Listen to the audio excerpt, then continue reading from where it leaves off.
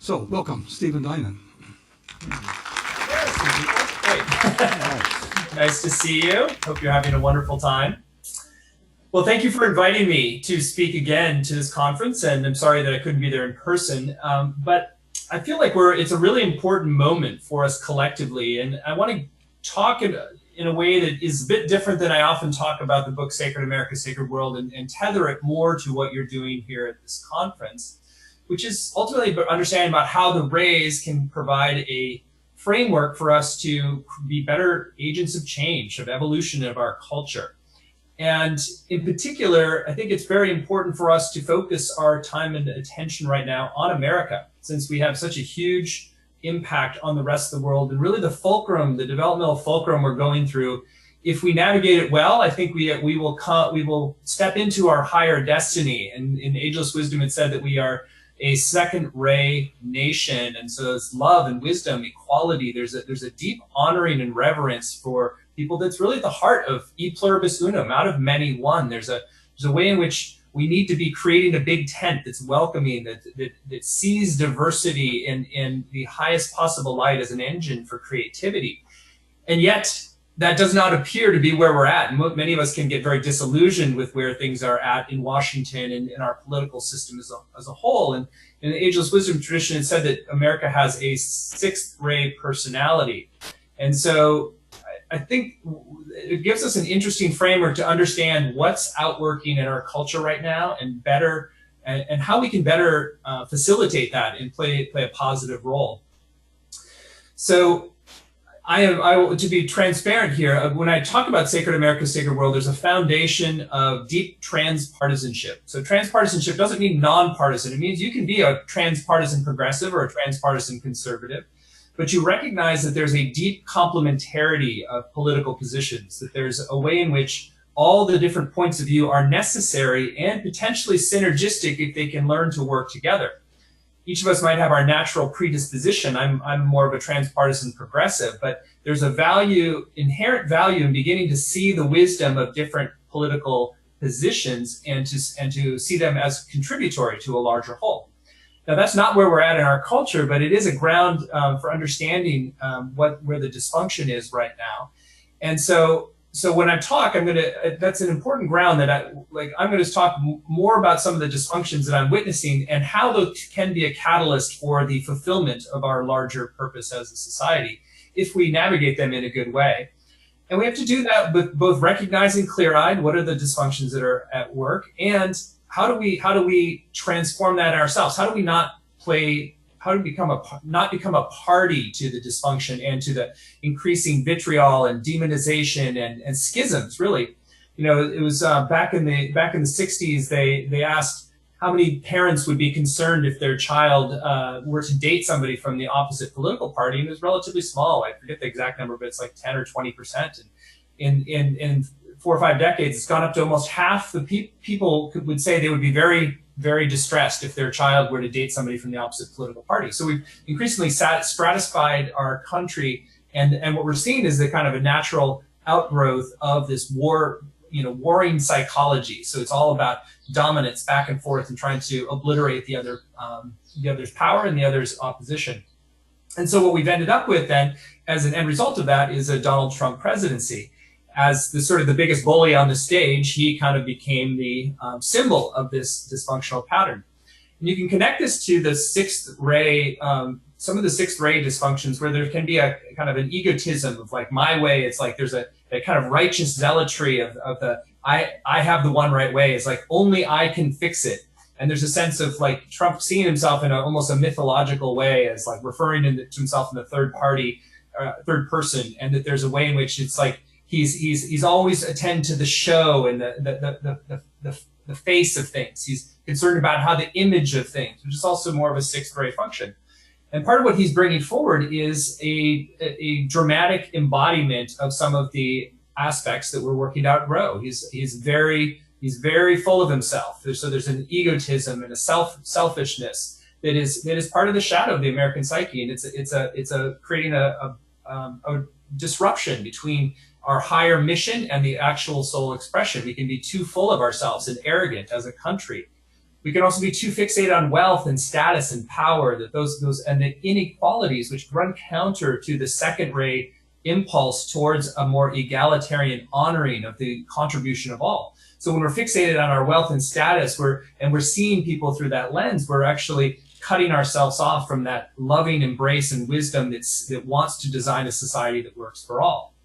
It also, there's a way in which the second ray also, it lends itself to kind of a certain level of dysfunction in relationship to the truth as well. Because what's important is loyalty, sort of loyalty to that dedication, that sort of devotion to a person in this case, that is more important than the truth. So we've had over 3,000 lies that have been documented now by the New York Times with Donald Trump speaking to the people, and most of his base doesn't care. They're more interested in his power and in his his ability to change things and his ability to make more money. And so there's a disconnection from truth, which is also disconnects from wisdom.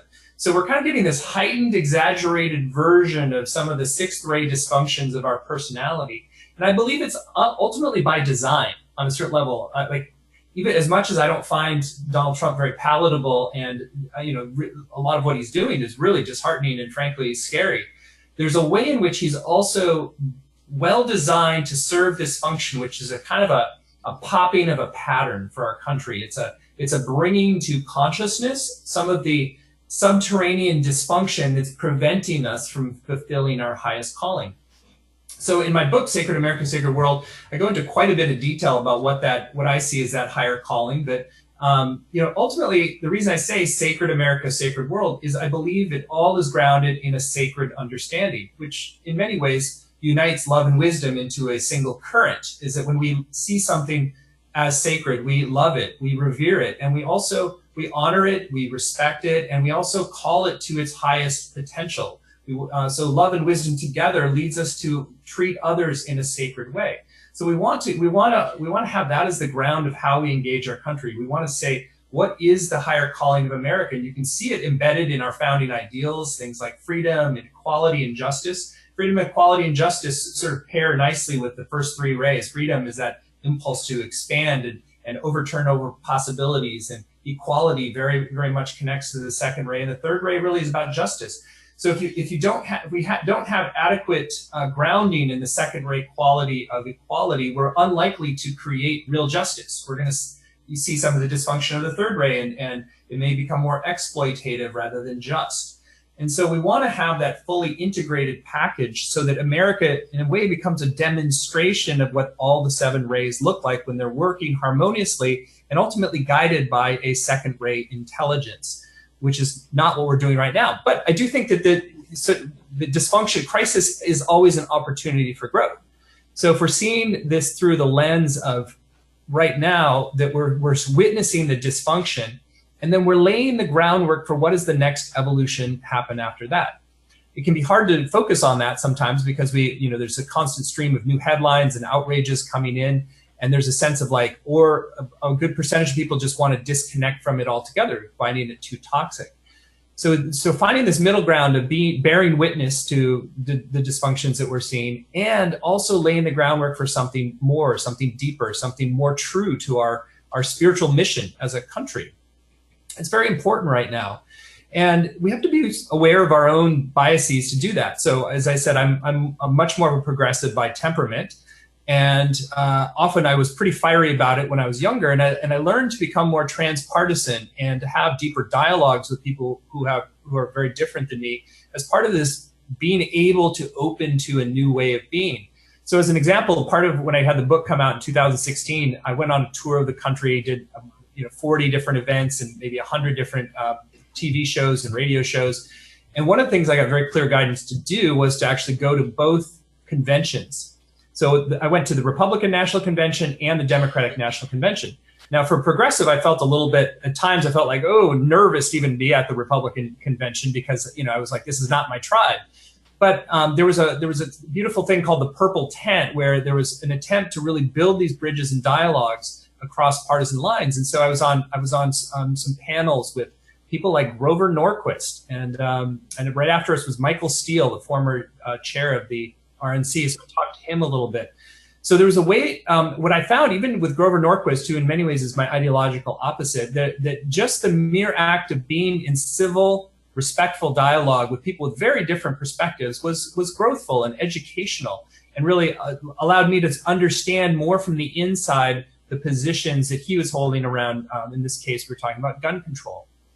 So I probably wouldn't have been able to do this. I probably would have just been like, oh, I don't want to go anywhere near Grover Norquist. I don't want to go anywhere near the Republican National Convention 10, 15 years ago. But I started to take it on as a spiritual practice of like, how could I begin to see and bless and incorporate the wisdom of the other side without losing my own ideals and a sense of where we're going, but to not be in a polarized state, which ultimately keeps us from, it keeps us in a righteousness and keeps us from actually learning from the other. So as an example of the kind of things that I did many years ago to start to unwind the polarizing pattern in myself was when Sarah Palin was the vice presidential nominee with John McCain. So when she first was nominated for the vice presidential role, she was just like nails on a chalkboard for me. I just couldn't stand listening to her, couldn't stand seeing her on TV. And I would just feel this kind of rising hatred in me. And so I had to get honest about that and recognize that this was, rather than just justify my position, and I also recognize it as an area of disowned shadow in me. What is it that she represents that I couldn't actually be lovingly present with what she had to share, even if I didn't agree with it. And so I took it on as a practice and actually read both of her books. The first one right when she was in the election cycle, and the other one later. As a way to sort of start to really soften these polarization of myself and open to the other side. And so I did so. And at the end of that, I had a dream in which she appeared in the dream, and we were like old friends in the dream, and I actually hugged her, and it was sweet. It was kind of a friendly hug. And I woke up from the dream feeling like, wow, that's a sign of some real progress to have a loving hug with Sarah Palin in my dream. But I didn't stop there. I actually turned it into a public process, and I wrote an article called Dissolving the Palin Prejudice. And I named it Prejudice, first of all, and that was sort of, I think, a fairly brave thing to do. And I put it on Huffington Post, and it got a lot of viral traction, particularly among Sarah Palin supporters. So I started getting all these emails in from very conservative folks who were writing me fan mail that I had named this process of kind of, basically dissolving some of the how I'd been dissolving some of the prejudice I had. And I started to see how she embodied a lot of kind of frontierswoman, woodsy, folksy kind of qualities that were actually connected to, I grew up in northern Minnesota, and there was a lot of ways in which she had similar qualities to certain women that I grew up with. And so there was a reconnecting with my roots in a certain way, and also recognizing that some of those values in a situation where you're kind of in a more frontier situation can be really important, and that there's a way in which some of the bedrock things she was talking about, I could start to understand them from her side, even if I didn't necessarily think they were the best recipe for our society. It opened something in me. And so the fruit of that journey is like with my book, Sacred America, Sacred World, I wasn't just on progressive radio shows and TV shows. I was on places like Tulsa or Atlanta, and I was I did radio shows all over the country and had dialogues with conservatives. And it's not like the book itself moved the needle of the country, but I feel like what I was trying to do, along with other people, was act as somewhat of a spiritual bridge builder or glue between these two warring factions of America that are, in some ways, keep exaggerating cycle after cycle, and then are leading us to understand each other less and less, and actually, in a subtle way, put us out of contact with our soul as a country. So the transpartisan work is ultimately, in some ways, about connecting with that higher vision, that higher opportunity for our country, and it's a practice because we've got our political identities often run very deep. Olivia, who's plays a beautiful role in this event, she just sent me a book from George Lakoff, and just started that recently. I was familiar with his basic concept, but it's really illuminating about how, in many ways, our political ideologies have been sourced from two very different parental models that are at the core of how we structure meaning in our world. They create the frame through which we interpret all experience. And so Republicans tend to be more tilted to the strong, protective masculine. And so it's a dangerous world. You need protection. So you need a patriarchal figure who's going to be the decisive force to shape the family and protect you from danger, and that you have a disciplined approach to life. And then there's the Democratic Party tends to be sourced more from the nurturant parent, which tends to be the mother, but doesn't have to be, which is a little bit more about including everybody and looking out for the good of everybody. And it's a more nurturant focused model. So if you think about kind of the larger evolution of our country, we actually need the integration of the healthy masculine and the healthy feminine. And so we don't want to deny the input of either, but if they're out of relationship with each other, you tend to get the dysfunctional masculine and somewhat dysfunctional feminine. So you want to create a higher order synthesis that welcomes both. Now, there's some real practical things that are required to in our current time, where we have a very exaggerated form of the dysfunctional masculine. We're getting like the last flaring forth of the patriarchal pattern is the way I'm thinking of it. It's like when a star goes supernova right before it collapses into a white dwarf or a black hole. So you're getting a kind of, Trump is sort of he's like a patriarchal supernova, who's creating the most exaggerated version of the patriarchal pattern that we've ever had as part of this collapsing. So it's like a last gasp, and it's not pretty. I don't want to say it's pretty. But what we don't want to do is throw the baby out with the bathwater and assume that some of the more masculine-centered principles and values, the sort of the focus on bootstrapping and personal responsibility and building businesses and strength and military power, all of that stuff actually needs to be integrated into the higher part of what we're doing. We don't want to just polarize against it.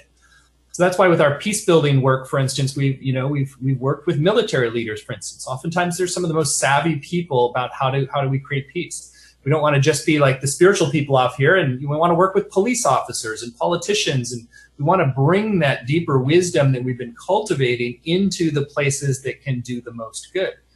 So that's another piece, I think, that I would encourage all of you to consider, is that it really needs, in this time, we need to have the people who have cultivated the most wisdom be the most engaged in our political process, as whether it's writing editorials or attending local meetings or advocating with your member of Congress, because we need to have that higher perspective and higher ground advocated. It needs to be in the public process, or we can continue to descend into further and further warring factions. And I think it's going to be equally important for the healing, which I think is going to be on the horizon. So my reading of the tea leaves is that between Mueller, who's kind of in some ways the righteous Republican kind of strict father coming to remedy the criminality and other dysfunctions of the Trump administration, and we also have like the disowned feminine, which is another key part of what's happening in our culture. So we have the disowned feminine embodied by Stormy Daniels, who is lower status in our society as a woman than a porn star in many ways. It's like, oh, it's like a pariah. It's like, oh, it has no credibility. And so here you have this very powerful porn star standing up to the president and not backing down. She's being actually quite intelligent and funny at times. And she is putting some serious legal jeopardy in there. And she may actually be the one who helps to topple the Trump administration. And so there's a certain logic in that of like, what do you when you have a dysfunctional version of the patriarchal power system, you bring in the most maligned part of the feminine, and then there, in a way, there's kind of a matching and meeting of those patterns, and ultimately kind of a dismantlement of them. So I believe what we're going to be seeing, I'm betting before the election. I know others aren't making that bet, but I feel like regardless of when it happens, I do believe it is going to happen, that there's going to essentially be a dissolution of the dysfunctional patriarchal pattern, and then a need for people of conscience and heart and goodwill to come in and be part of the healing that is required. And that healing is not just left, right. It's really about internally. It's about all of us searching for what is the deeper commitments of our country. How do we engage more consciously in political process? How do we get beyond the warfare and the mudslinging and the demonization and the hatred, so that we can actually be constructive in creating a society that is a shining example of the best in us, that really is taking all 7 rays, embodying them at an institutional level and laws and the way we do things, so that it really America truly is a shining light unto the world. Now, we've kind of gotten caught up in the hype of that, of like being a shining light into the world, but there's a lot of ways that we're very dysfunctional, very exploitive, very oppressive, that other countries are frankly better. I was just in Costa Rica. They demilitarized, 70 years ago, and they set a really great example for healthcare and kind of a very conscious way of taking care of people. And so there's things we can learn from them, the different European countries. So we have to get out of our own myth-making sixth ray self-infatuation and actually learn from where other countries are better than us and wiser than us. And that's part of the kind of a love, the second ray wisdom, is that you don't assume that you have all the answers. We can't be a know-it-all country. We have to be humble enough to recognize where we have some dysfunctions and where we need to go further. So that's all a bit of context for why I think this work of bridging spirituality on the one hand and awakening consciousness, and in your case, specifically working with the seven rays with the kind of larger socio-political currents, is really important right now. So we want to help evolve it. We want to help bring in wisdom. We want to bring in a healing influence. And we also want to bring in ideas and perspectives that can help transform things. So one way, as an example of what we're doing in those realms, is last year I got the guidance to create a California Vision 2020 conference in Sacramento. So the concept there is that Vision 2020, we're building for 4 years to reset the vision of California and ultimately influence the rest of the world. So how can we come up with how can we amplify and come up with new game-changing solutions in realms from finance, like we're focused on California Public Bank, to energy sourcing and climate change. So Ronaldo Brudico has a beautiful game plan strategy for a California moonshot, a 10-year plan to completely flip the energy grid. How do we lead the way in healing racism? And so it's not that California has a monopoly on innovation, but we do have a role that is to be at the vanguard of American culture. We're supposed to be pushing the envelope technologically, media-wise, social movements. And so our role is a kind of an innovation incubator. So my sense was to locate a conference in Sacramento, bring this kind of more transpartisan, solution-oriented wisdom to how do we evolve our politics in California so that we can be a light unto the rest of the country. Because as California goes, so goes the rest of the country. So while Trump and his folks are playing out what they're playing out on the national stage, which is in some ways has its developmental logic, but isn't really creating the space for that next order systemic thinking to come in, California has the opportunity to do so because it doesn't have the same level of political gridlock, because it's pretty much all Democratic run, and there's a culture of innovation that we can build on. So we're going to have panel. So we're now doing our second year this year. You can find out about this conference. We'd love to have you there at CaliforniaVision2020.com. Not all the speakers are listed, but we're going to have people like Michael Beckwith and Marianne Williamson kind of anchoring the spiritual side. And then we have people like Dolores Huerta, who's one of the most renowned grassroots activists who helped create with Cesar Chavez the United Farm Workers Association. And Cristela, who's sort of like the Latina Oprah. We're going to have Lou Gossett Jr. anchor something on how Hollywood can be a better force for the good. We're going to look at socially responsible business. We're going to look at a whole variety of areas. How do we shift our medical system, approach to addictions, and bringing in psychedelic medicine, for instance? That's a very interesting area. So we're looking at some of these game-changing solutions. Ideas like schools of love, bringing in more social and emotional intelligence work. How do we evolve our school system so we don't have the kind of polarization and bullying and school shootings that we've become sadly accustomed to. So that's and ultimately this year we're doing it in California, and what we'd like to inspire, if we can make a big enough splash, is people to do their own versions in their own states or in other countries as well. And so over time, each state and each country is offering its larger vision for what is its higher function. And the way you can think of it is like California having a soul. What's California's soul's contribution to the evolution or shift of our world? And so we're doing this 4-year cycle to help to articulate that, to find key leaders, build bridges of collaboration, and move things forward. So that's one way that I just, I got after the Trump's election, that I felt like I could make a contribution to positive forward momentum in California, and to invest some time and energy in doing that. So there's a lot of different levels we can all contribute in. And I think that, the one that I think all of us have to do, there are a couple that we all have to do. One is to reduce the warfare, like to find the place in ourselves where we're engaged in political warfare and hatred and villainizing the other side, so that we can actually be more influential. I don't know the exact quote, but Martin Luther King had a quote that was something to the effect of, you have no moral influence, or you can have no moral influence over those who can feel your contempt. So when we have contempt for somebody, we lose the ability to positively influence them, because they do not want to take in our contempt. So why would they open to our ideas or our perspectives on things? So if we want to help change the world, we have to get beyond our own contempt. Doesn't mean to become quietistic. Sometimes we have to take really strong actions. But Gandhi showed us that when Martin Luther King, it's like sometimes very fierce actions are required, but we can't cast people out of our hearts while we are doing that. It's very important, if we're to embody the second ray of love wisdom, is that we have to love those who are holding on to dear life to oppressive systems or things that need to change. It's like, and that's part of how we shift it, is we don't hate the past into the dustbin of history. We actually you know, what is the term? Not midwife. I'm forgetting the term. There's something for bringing people into the death state. There's the midwifing, and then there's hospicing the old. So we're hospicing with love the old, and part of that is we have to do the inner work of seeing where it is that we're polarized in a way that's going to prevent real relationships and bridge building.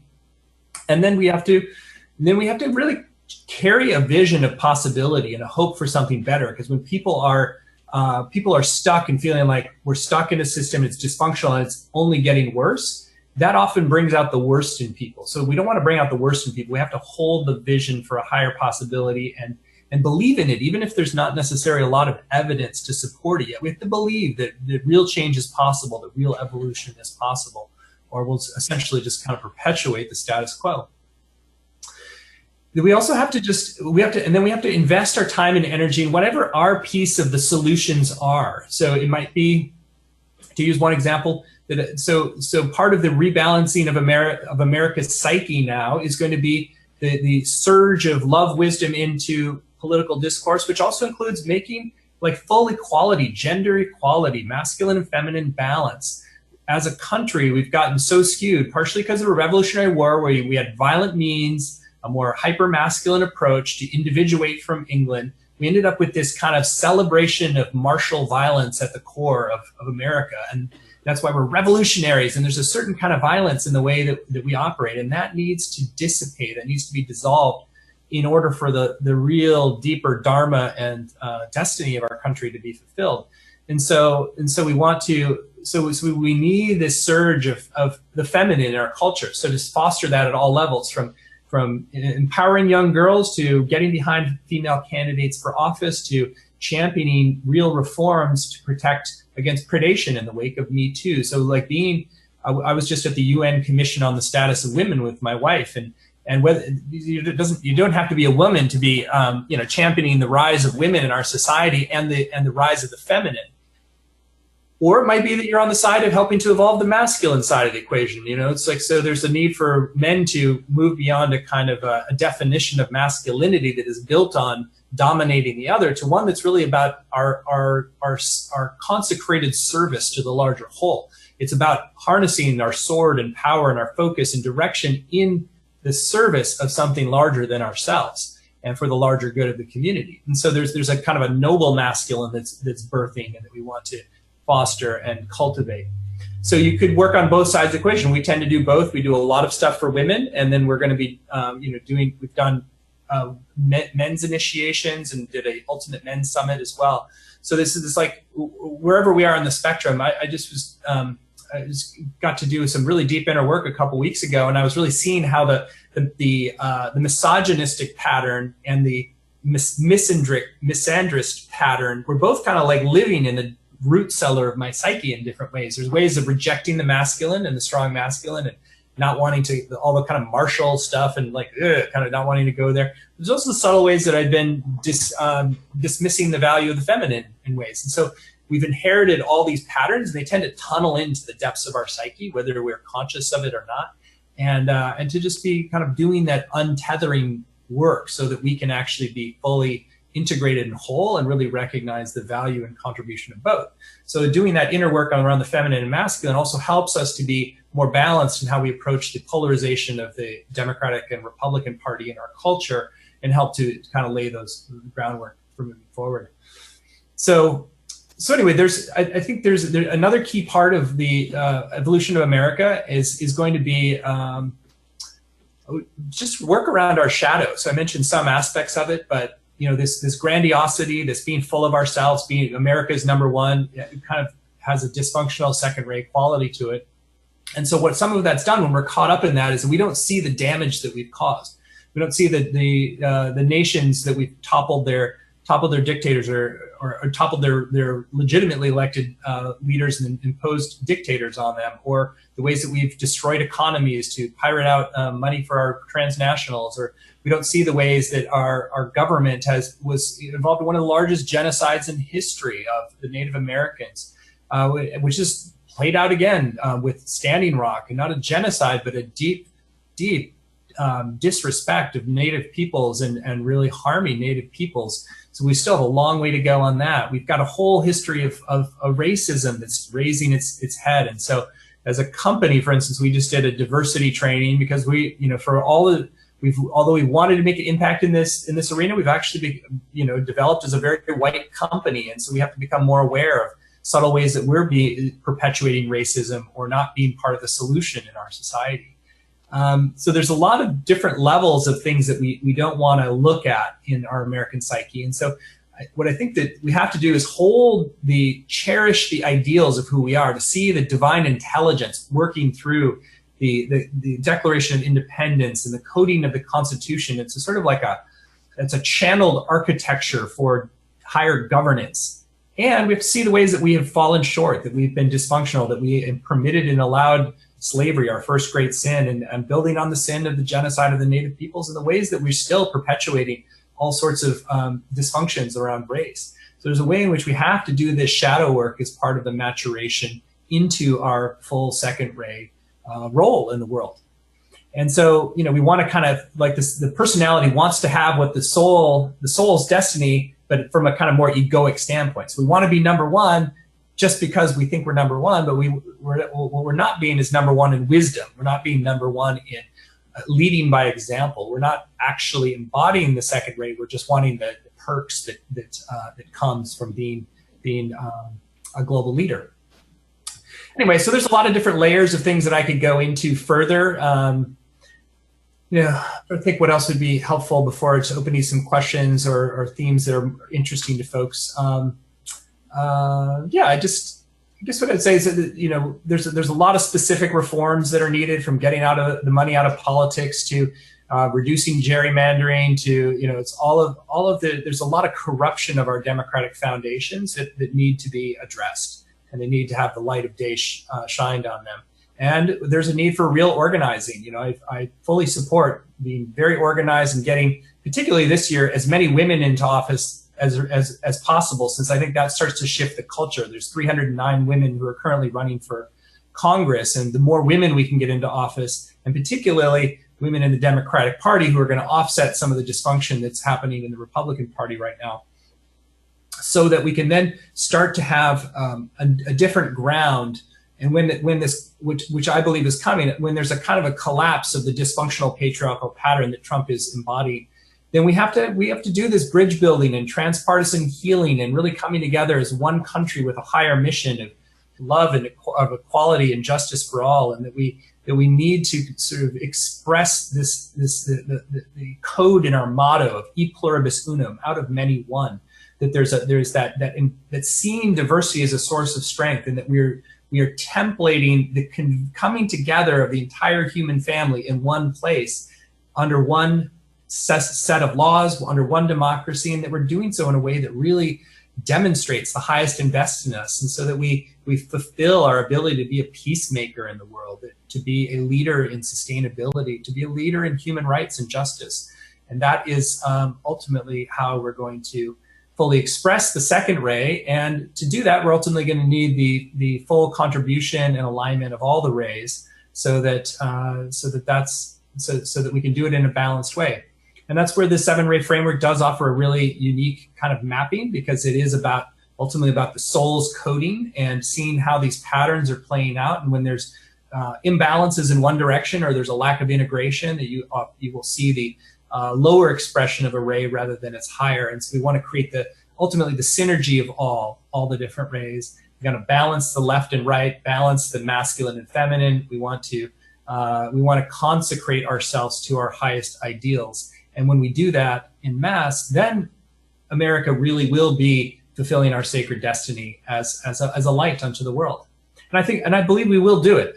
I feel like it may take some time, and I don't know exactly how things are going to pan out in the next year or two. And I'm fully supportive of people getting engaged and organized and being involved. But I just encourage you to do it in a way that you're cleansing the polarization and often the hatred in your heart. You know, we visited Ram Dass in Hawaii, and he had a picture of Donald Trump on his altar, and which was very powerful. And he actually wrote across his forehead, "Who could not have compassion for this soul?"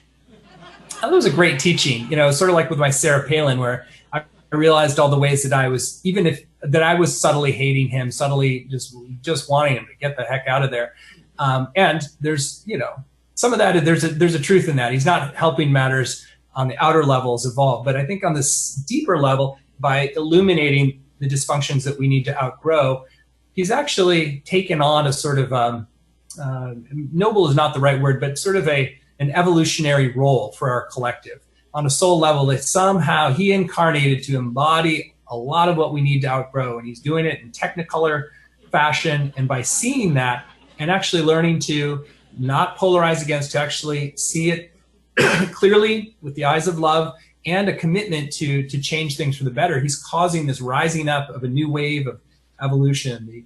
The Parkland teens are rising up for gun control. Women are rising up to go into office. And so there's a curious way that he's playing his perfect role in the divine unfolding as well. And if we can at least partially hold that in our hearts, I think it can help us to not just play into the fierce polarization and the antagonism, but ultimately is kind of poisoning the political process and preventing the wisest, most enlightened beings from wanting to run, which is ultimately we need. We need the Buddha and Jesus in office. We don't just need them on the sidelines. We need them making decisions and making laws. And we need enlightened consciousness in the halls of our institutions in order for our world to fulfill a promise. So we don't want to write off politics and say it's just a dirty, desecrated realm. It's an opportunity for us to bring more nobility, more higher consciousness, more wisdom into the public process, and ultimately fulfill the purpose of our country and our world. So I feel like that's a long monologue. I hope that's too many words for you all to digest, but let's open to some questions, engagement, or whatever it has. Yes, we have about 10 minutes or so for questions. Anybody wants to ask a question, come up here and come on up. And so Stephen can see you. And yes. Hello, Stephen. Can you see me? I'm sort of. Yes. I sort of like get down here a little bit. There we go. You talk about working with your shadow and your psyche, shadow nature, and your own psyche. Let's see if I made my notes here. But that's on a personal level. But where are the spokespersons like yourself? Because you're one person saying this, and what I'm hearing from you, there's one big word you're not saying, and it's vision. And vision is a really great word that we need to have for our country right now. And not just for our country, for the world for that matter, for implementing what we call the plan. But that's another conversation. But I was wondering, is there, you were talking about this training you're having in Sacramento. If you could maybe talk about that some more, and how expansive will that be for touching other people, going out into other realms of society and or talking with the political process? Thank you. Great. Well, we're not actually going to be doing it's going to be a conference where we're going to look at major solutions in different areas. And there's going to be a lot of bridge building and networking. We'll have breakouts where people can go deeper into issue areas. At this point, we don't have a specific training. I sort of recommend people, if you want to work on the public advocacy side, Friends Committee on National Legislation does a really great job of training people how to be effective citizen lobbyists.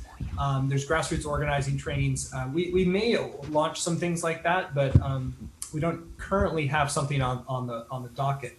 We did try to do we did a course that was about bridging left and right, or healing political divides. So that is still on the website. Mark Gerson did that, a really quite brilliant transpersonal thinker. So that's one that you could find on our website and use if you want to implement.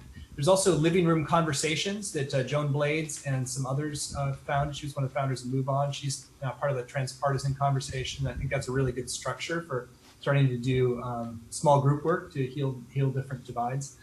So at this point, we haven't decided to replicate anything or try to do our own innovation so much as offer a bit more of a framework and then a platform for a lot of this coming together. So we're going to have, for instance, we'll have back-to-back, we'll have a next evolution of the left and a next evolution of the right conversation at the California Vision 2020 conference. So that we're bringing more conservatives into the conversation than would normally be at an event like that one. So, and in terms of vision on the national stage, I think some of the people I'm enthusiastic about. I feel like Cory Booker is won my heart, is one of the great up and coming politicians. He's an amazing man. If you haven't tracked him, I'm really liking what Kamala Harris is up to in general. I feel like she's got some good foundational elements. I feel there's different folks that are arising at all levels and I feel like sometimes it's also dealing with Gavin Newsom is running for governor, and I feel like he's certainly somebody who has done a good job of integrating some of the best of the left and the right together, even though he's a strong progressive and taken some real risks out ahead of the curve. Like, he's also very pro-business, and he's very empathetic with people who are on the right or more more fiscally motivated conservatives. And so I think that there's a way in which we have to.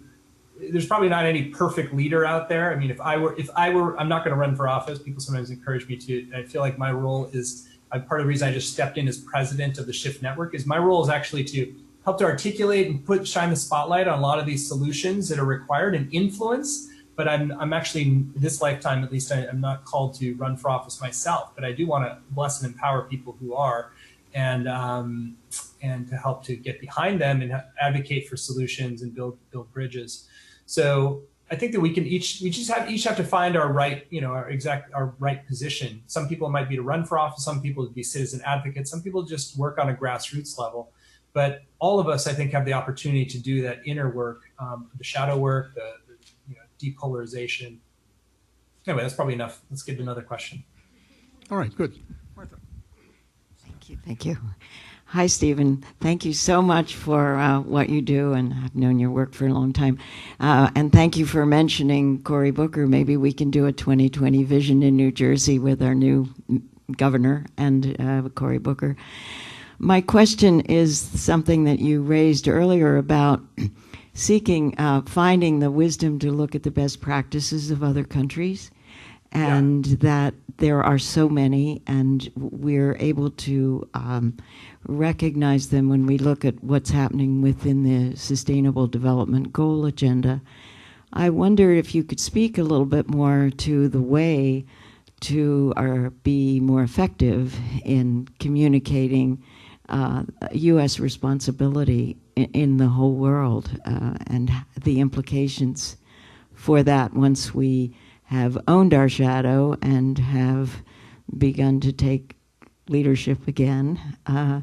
It's a hard way to go in some ways. I think individualism in the United States cuts us off from those wonderful best practices that really do exist in the world, and would appreciate it if you could speak a little bit more on that. Thank you. Yeah.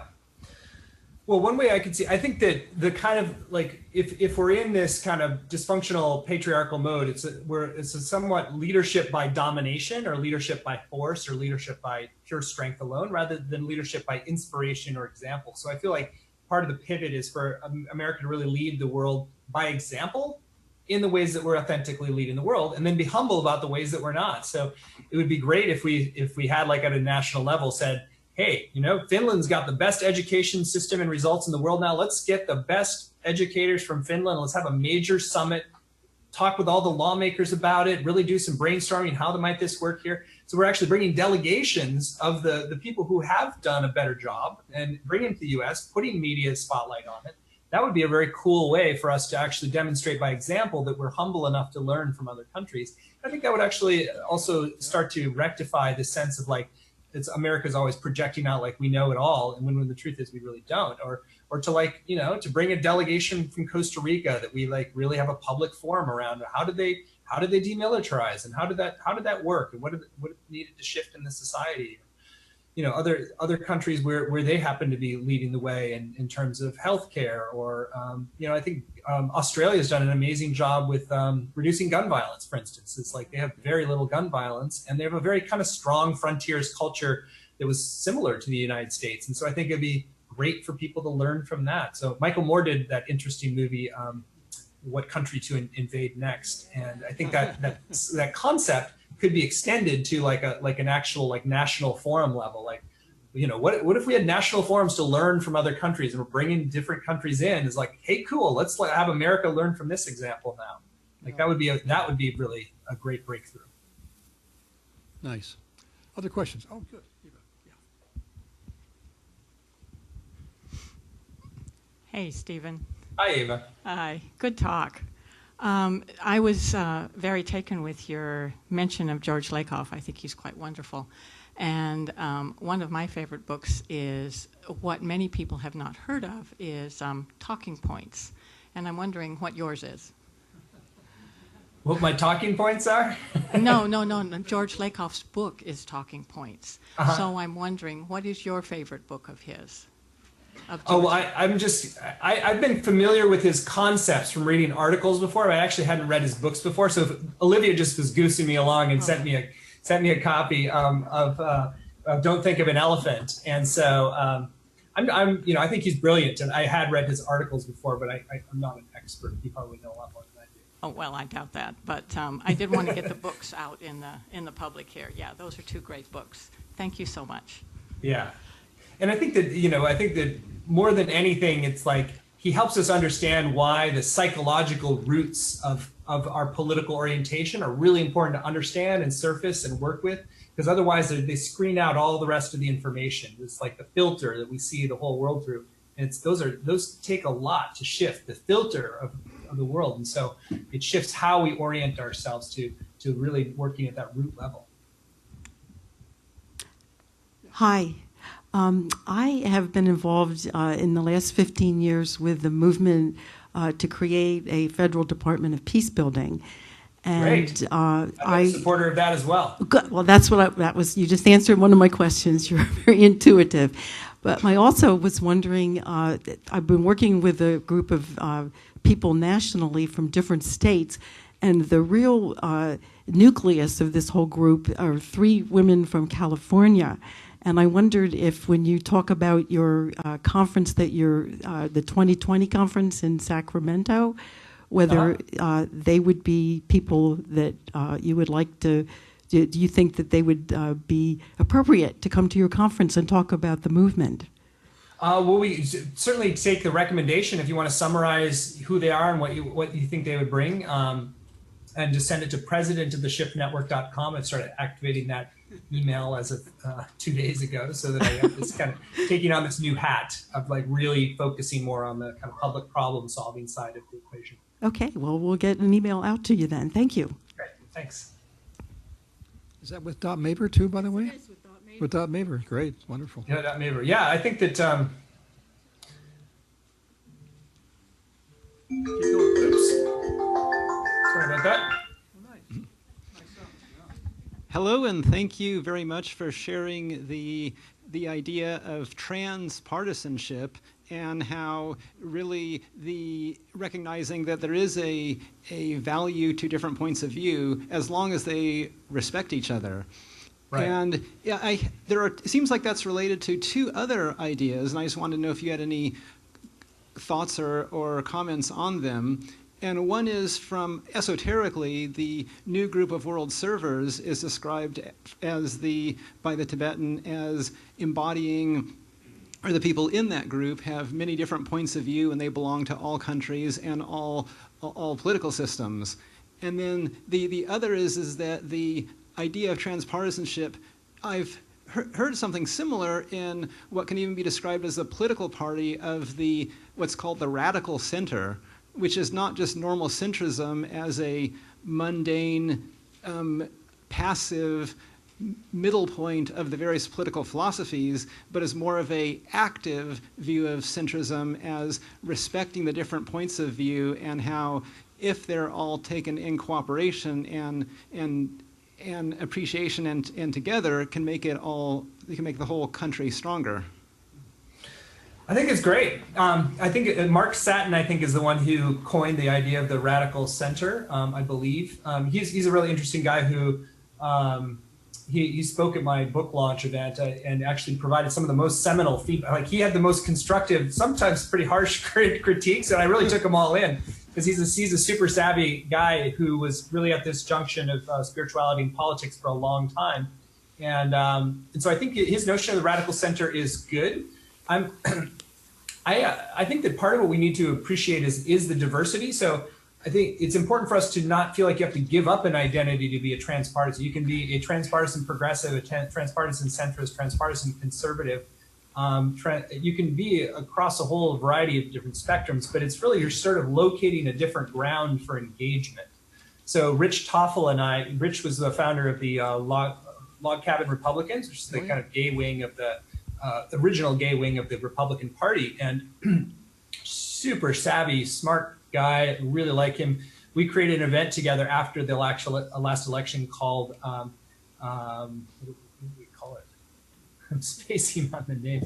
We did it in DC and then broadcast out to a bunch of other places. And it was really great because I feel like, like when you can get those, when you can actually go beyond just, respecting each other to actually co-creating with somebody of a different persuasion, then real things happen.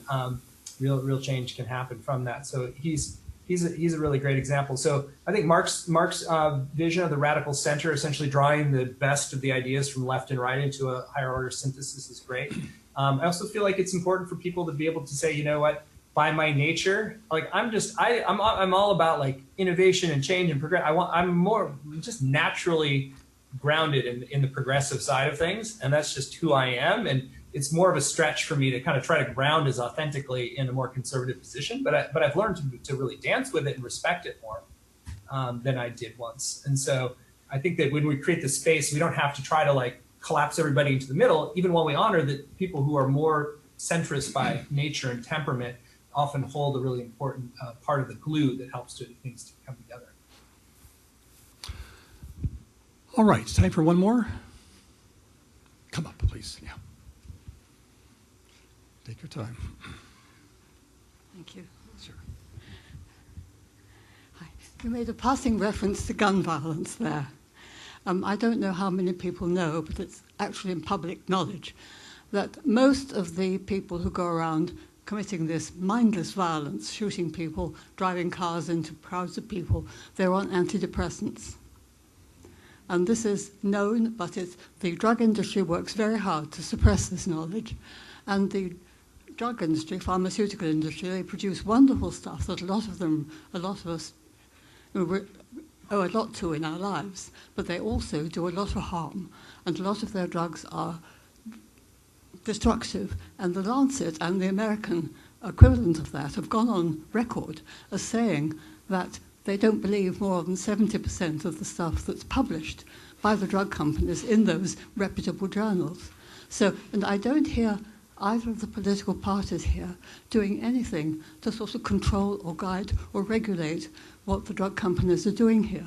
And in fact, it's true that the poor inhabitants of Cuba are mostly in better health than most Americans. Well, first of all, sorry, I honor that's you out the for sideboard. knowing that and being a champion for that. And I think that that's a really important area for activism and awareness building.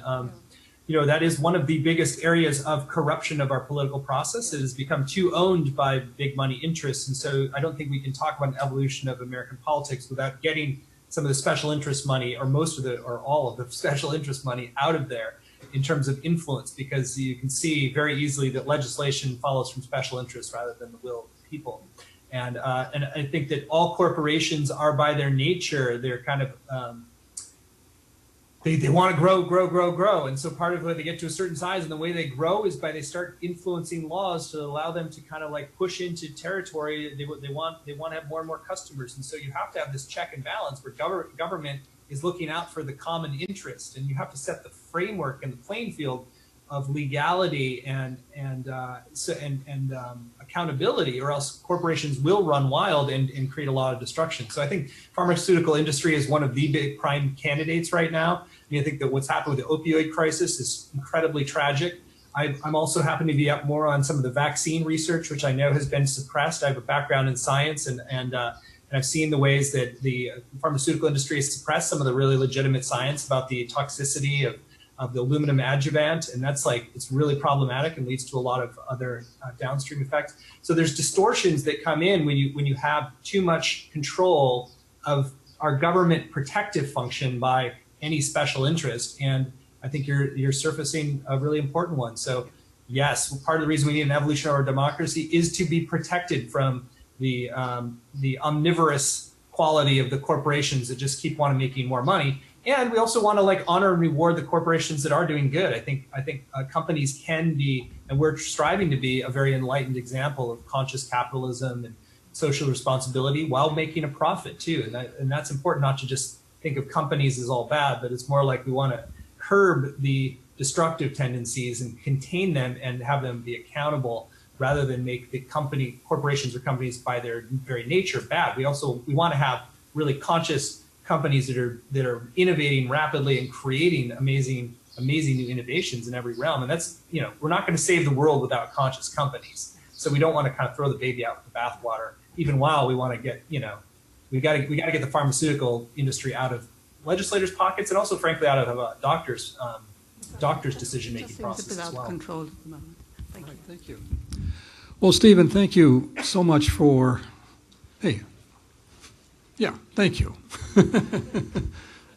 Good tip. Great job. Hey, thank you all. All right, have a beautiful rest of your conference, and look forward to, I know I'll see some of you in the not so distant future, and those that I don't, many blessings, and go forth and, make some magic with all the wisdom that you're accumulating there at the conference.